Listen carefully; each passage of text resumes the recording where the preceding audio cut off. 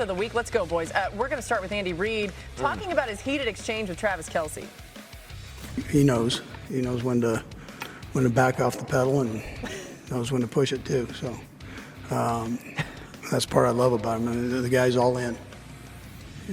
Just sometimes I have to be the policeman. Was there a specific play that was bothering you, or was it more trying to get something out of him? Or? No, he was all in. He was all in.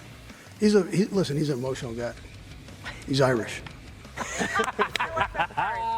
I think what he was trying to say, Laura, is like he probably shouldn't have done that and should have done it on the sidelines in public like that. Yeah. But I've been coaching in the NFL for a long time, 25 years as a head coach, and I know enough to downplay it in front of the media so we can try to find a way to squash it, sooner rather than later. You know what? Squish it, squash it. Squish it, squash I like that he lost in translation. I love all of it, dude. I loved every part of it, man. We've also had like a heavy Irish presence in the show. I was gonna say, pumping the Ireland game. Very smart. Yeah. Oh, yes, exactly. Cross promotion. Yeah, of course I'm Irish. All right. Dan, come on. Tampa, where Todd Bowles gave us some insight on his player-coach relationship with Payne Durham. Me and Payne have a relationship not many people know about, and we're secret lovers. What? You take that one. Don't know where to go. Definitely an HR violation. I'm almost positive he's engaged too, so that's off. Yeah, it's not secret anymore. Yeah, and the whole secret. Maybe he doesn't know the definition of secret. Yeah, I'm going to be quiet. I'd already seen that one a couple times, so I couldn't help myself. I'm just speechless after that. I don't know what's and you know what I love though is Todd Bowles is normally like he doesn't say much kind of guy. Yeah, sure. And he got himself tickled by that. Yeah, that's what happens when you win. You just start doing things that It's like everyone's loosey-goosey after W's. Laura's sitting here, and she goes, he got himself tickled like that. I feel like I'm listening to Buck and England again from Monday night. Oh, yeah, they got the Henrietta thing. It's so good. All right, how about those Bucks? They're hosting the Eagles on Sunday. The Bucks have had some wild finishes, by the way, to get to 3-0. This week, an excellent litmus test for both teams early in the season.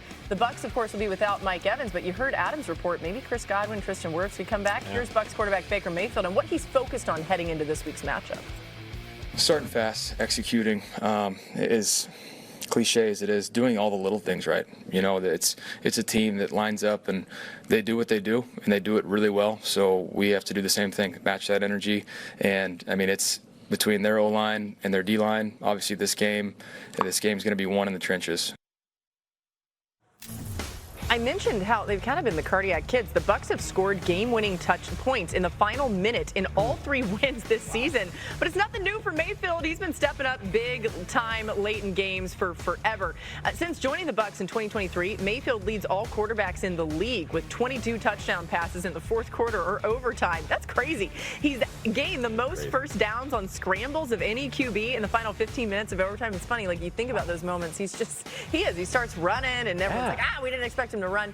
All right, Field, the Bucks keep finding ways to win. Injuries, though, are creeping up on them in some ways. Can they hold up against the Eagles defense? Listen, I'm nervous. I give them so much credit for finding ways to win in the final minute of these games. But at some point, the clock does strike midnight, and it's kind of a perfect storm for them right now against this Eagles team who, even without Nolan Smith, is going to want to at least try to make Baker Mayfield uncomfortable. And while they have been without multiple starters along the offensive line for 3 games now, it hasn't gotten a whole lot better. They're currently 30th in pass block win rate right now. That was a real strength of this team last season, as they were all the way up at 5th overall. The Falcons got to them early in their season opener. We have seen Baker Mayfield play from under duress. He's cool as a cucumber. I get all that, but Philly, I think, is a different challenge. And part of what I love about Philadelphia, as we saw last week, they're a chameleon team, right? They can beat you by pounding the rock with Saquon Barkley in week 1 against the Dallas Cowboys. And when they find themselves down 18 points against the Los Angeles Rams, they don't blink. A.J. Brown becomes the best player on the field, and they mount this incredible comeback. I want to ask you a question. Yeah. Ibuka, he's been unbelievable this year. Absolutely. Is it real to say, man, when that number 1 receiver goes down and that number 2 guy has to become the number 1, it's a different world? Is that a real thing? And then do you think he's capable of becoming that or entering into that? I do think it's a real thing for most Because people. obviously no Mike Evans, right? Of course. I mean, and Mike Evans is one of, if not the most consistent receiver we've seen over the decade he's been in the NFL. But when you look at a Bucca, you know, Hartline from Ohio State, who's our offensive coordinator, yes, he's one of the best receiver recruiters in the country, the best, actually. Yeah. But you can see his fingerprints on the players once they get to the next level. Because a Bucca's game, he plays like a veteran. And when you look at your number 2, there's just certain things that you're going to get where it's like, man, I can't depend on this in a full-on, you're going against the best corner, play in and play out. I don't see that from a Bucca. So when you see even last week, this is him going against Sauce Gardner, one of the best corners in the game, where he's able to hold the line and one hand on the sideline. Next, 11-yard play, but look how he fills the zone, steps into the zone, and slides into a hole where Baker Mayfield can find him. And lastly, this is called an incompletion, but it shouldn't have been. And this is one of the best catches of that game and one of the biggest moments. And he got both feet down, and he did catch that football. So when you look at Bucca, you got to look at all the situations he's been in. And when you say, okay, can he step up into that number 1 spot? Every time Mike Evans comes out of the lineup for the Tampa Bay Buccaneers, the deep ball is what suffers.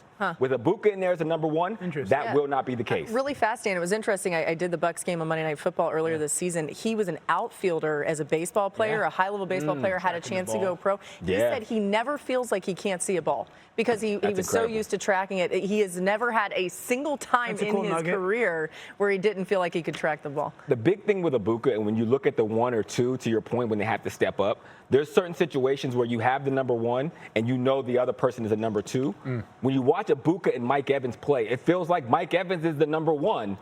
Bucca is the number 1 in training, very similar to Roy Williams and Calvin Johnson back in the day when they were there. Wow. I think it'd be interesting to see just how they move him around. He's banged up too. He played only 57% of the snaps last week, so he, like many Bucs, Emeka Bucca's working through it right now. I love it. All right, we got a lot more coming here, and we're going to get to the real meat and potatoes if we haven't already been there. Micah Parsons is taking a mistakes, turnovers, not great. All right, let's turn our attention now to the Ravens and the Chiefs. A big showdown between two-time MVPs Lamar Jackson and Patrick Mahomes.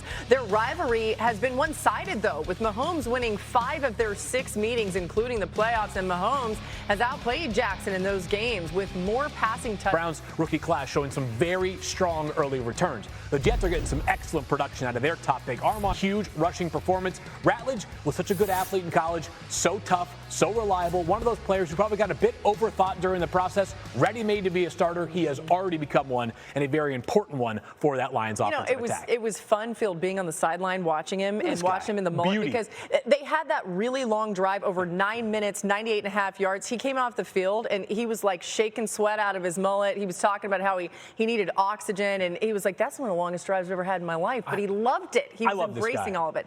He's incredible. He feels tailor-made for exactly what the Detroit Lions do. All right, so we had a little fun here. Who wore it best when it comes to mullets? I'm going to actually just vote Tate Ratledge right now because we all look like that might have been me like 2 weeks ago, by the way. The superimposer, is this just the old haircut I had? Same, which I'm not sure what that says about me. That says I already have a mullet. Field by far looks the best. Thank you. You think Field looks the best? By far. No, I think I do. You don't want to grow a mullet? Hawk, that's a Blonde mullet. blonde on you. Yeah, why is it blonde? Why I gotta go blonde? You know what I gotta say? Hawk somehow still looks handsome. I know, Hawk. Thank you. It's really annoying. I'll take the blonde mullet then. I hate you guys. Laura looks happiest to have a mullet, though. Yeah, exactly. I'm thrilled. All right, so we got A.J. Brown getting the full Whiteout Wednesday treatment. Hawk and Dan talk about it. That's next. The best and the worst of his standout performance on Sunday. Field, I don't think you had a mullet before, though. It's possible. I might have one soon. We know tradition. It's what inspires us to make Tostitos the traditional way, starting with whole corn kernels for our masa, crafted for that perfect crunch in every bite, with no artificial flavors, colors, or preservatives. Tostitos. Tradition matters. At Burger King, you write the rules of value. You rule number 10, I mix and match my way. There's 7 tasty items, and I can get 2 for $5 or 3 for $7. That's all up to me. The $5 duo or $7 trio from Burger King Classics